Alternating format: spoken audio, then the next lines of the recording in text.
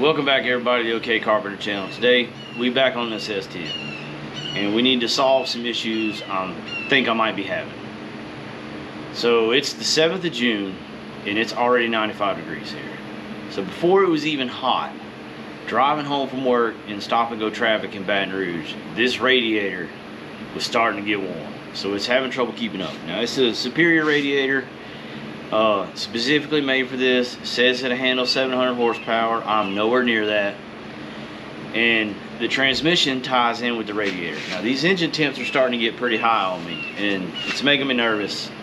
So I'm gonna pull the transmission cooler completely out of the radiator and let that just control the engine. And I picked this up. Get over there, come on. So that's the name brand, you know, no big shocker. Dual cool, came with the fans, came with everything. Did not come with this temperature switch. That came with the this little wire and harness I got with it. Now, I'm gonna try to reuse the transmission lines that I have ran up to the radiator and then just run them to this. But if not, I went ahead and picked up some more 6AN line to run just in case.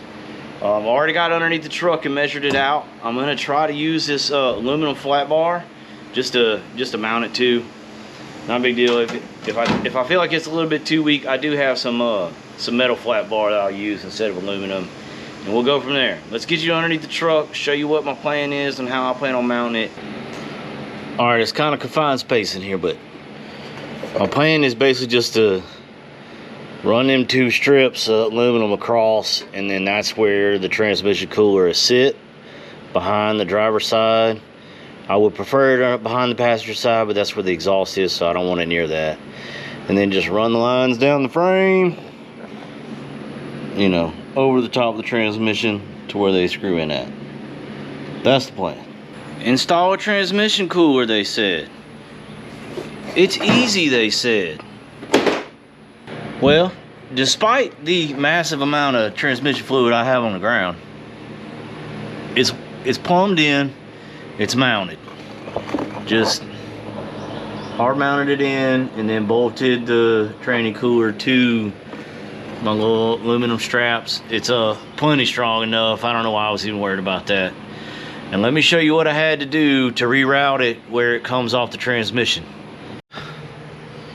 Well, got a little drastic here, but it's done now. So ever since I got all this stuff hooked up, this line, which is YouTube says is my supply, has collected transmission fluid oil on it. Now the way it was routed was down that direction, so it went down, and that's where my, you know, I don't know if I can get you in there and show you. So that is the dipstick. And I've never been able to tell if it was this leaking right here or if it was a dipstick.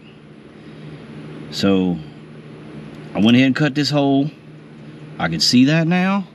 And I had to reroute this direction anyhow. So I had to unscrew it and then drop it down and run it back up, because that's maybe a, I don't know, 1/4 of an inch right there. Wasn't getting that hose through there.